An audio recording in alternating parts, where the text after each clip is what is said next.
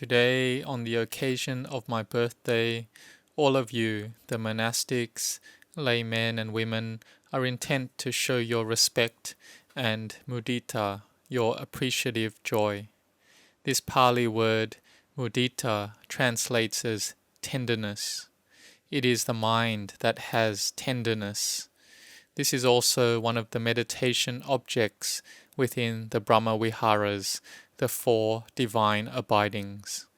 Developing this mind of mudita is very difficult to develop in meditation. This is because it is the nature of the mind to have regular thoughts of envy, ill will, and harm. When we have delusion in the mind, then we have this feeling of me and mine, and then there is no acknowledgement of the goodness of others. But with the mind of mudita, or appreciative joy, we train in the acknowledging of the goodness of the great teachers, and also towards our friends that are practicing Dhamma together. When it's their birthday, we rejoice and show our appreciative joy with our monk and novice friends that have ordained in the Buddha Sasana. For a person to renounce the world and come to practice following the teachings of the Buddha is something difficult to do. And for the laity as well, when it comes time to our friends' birthdays, you show your joy and good wishes, and this is how we express our mind of mudita. When this is someone that we love and respect, then it's easy to show mudita. But when we train our mind to have more strength, then when we see an individual that has goodness, we rejoice with them. We see them making merit and giving alms or doing acts of goodness, and then we train our mind to anumodana, to rejoice and have mudita as well. We rejoice with them in the success of their determination to build parami, their spiritual merit. And everyone, the monks and laity, all have the one mind that has homage to the Buddha, Dhamma, Sangha, and especially to our great teacher, the Venerable Ajahn, who we hold as the highest in the Sangha. He built his monastery, Wat Nong Papong, since 1954. And when I was there was 60 monks, and some years even 70 monks. And when it was Ajahn Chah's birthday, many monks would come to show their respect, and they would teach Dhamma to the laity to tell them how the Dhamma practice was back in the early days. So when it came to this time, the monks and laity would come together with great respect, and it was really impressive to see. Each individual's mind has the underlying want to have happiness and not wanting suffering. They want to have knowing and understanding. They want sila, want to have and train in samadhi. They want to develop the wisdom to see and know clearly in the Dhamma that one ought to see and know. This is the tradition of the noble ones that the Kruba Ajahns, the great teachers, had trained in and had taught and instructed us in. They have passed on these traditions until the present era, and we are joyous that the disciples of Venerable Ajahn Chah have harmony and unity as one. Whether one lives near or far away, within Thailand or overseas, if one has the opportunity and does not have obligations, then one is intent to come and show one's respect and reverence. And this expression of respect brings good results to one's mind. This is establishing a foundation for one's Dhamma practice. It maintains traditions, and it makes our Dhamma practice have prosperity and growth. It is also spreading the Buddha's teachings within Thailand and overseas so that it is firm and strong. And this is also a refuge for the faith of all the laity. They have faith in the Buddha Sasana and faith in the monastic training and practices of Venerable Ajahn Chah. Actually, back then I would call Ajahn Chah Lung Po, which means Venerable Father. Later on, as Ajahn Liam, the current abbot of Ajahn Chah's monastery, got older, they started calling him Lung Po, and so we changed to call Ajahn Chah Lung Po, which means Venerable Grandfather. It was quite difficult to adjust to this change in name because we were so used to the warmth that we felt from calling Ajahn Chah our Venerable Father. But this familiarity has attachment in it. It is natural that when Ajahn Chah became older and his disciples became called Venerable Fathers themselves, that we call Ajahn Chah Venerable Grandfather. Later on, we end up getting used to it. So we can recognize that whatever has the nature to change, even when there are things that we are familiar with, it feels like we have to go against the natural tendencies of the mind to accept that change.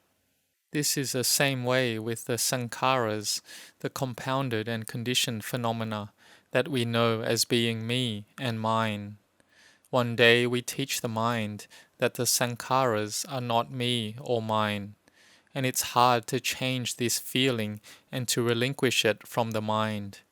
But the Buddha taught that no matter how hard it is, that we must be determined to practice and develop the mind.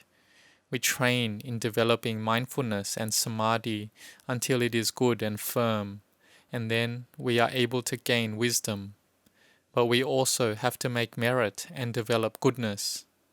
The monks have to do the duties of the monks, like going to morning and evening chanting, and cleaning and looking after all the monastic buildings. These are what the great teachers advised us to do. And when the monastery and surroundings are clean and usable, then when the public come, they praise this cleanliness. This is then merit and goodness already, which arises in the mind. The mind is pure and faith arises. The faith that was there already grows, and the faith that hasn't arisen arises. And it is important that the monks strongly maintain the monastic practices and duties not just on the outside, but on the inside as well. The monks must keep good vinaya, the monks' rules, maintain sense restraint, and contemplate on their use of the 4 basic requisites, the robes, alms food, shelter, and medicines. And these days, it's not like the old days back in Wat Nong Papong. Back then, we didn't have much in the way of requisites, just enough to get by. But it didn't feel lacking, because the most important thing was the desire to train in the Dhamma, even if the 4 requisites were few. But the Dhamma teachings that the great teacher gave us was really magnificent and deep. It was the food for the heart. This wasn't lacking. And what is important is this food for the heart. These days, in the monasteries and branches of Wat Nong Papong, there is an abundance of the 4 requisites. But the abbot of these monasteries must practice to have a lot of Dhamma in their heart. They must keep the regular practices and observances of the monks well, and they must train to have mindfulness, keep good vinaya, have samadhi, this firmness of mind, and have wisdom. This is the goal for all of us that are determined to see and know the Dhamma. This is also so that the abbot of the monastery can lead all the resident monks with harmony. The abbot needs to have self-sacrifice and have the 4 Brahmaviharas of Metta, Karuna, Mudita, Upekkha, loving kindness, compassion, appreciative joy, and equanimity.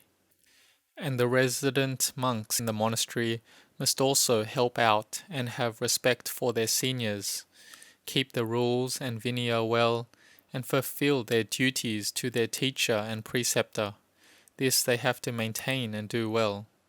So today, all of you have come here, and this shows that you all follow good behaviors and discipline and have respect and reverence. Even if we haven't met for a long time, or usually we live far away from each other, but when it comes to this day and this opportunity, then it's a time where we think of each other and the goodness that we have towards each other, and we gather together today. May I express my appreciation in all your good intentions. Some of the laity have come here from near and far. Some have had to go back already because they've had obligations to attend to. And there are those that weren't able to come that have sent their good wishes that I may have good health and strength. And for you that have come here, you have similar good wishes. By the power of the Barami of the Buddha, Dhamma, Sangha, may all the goodness and determination of the monks and laity be the cause for you all to see and know the Dhamma, and to meet with happiness, success, and prosperity underneath the shade of the Buddha Sasana. May all the laity have happiness and progress in their Dhamma practice and meditation. May you all be established in goodness, in Sila, Samadhi, Panya, and have prosperity in all your work and duties. May you meet with success in your families. May you all grow in blessings.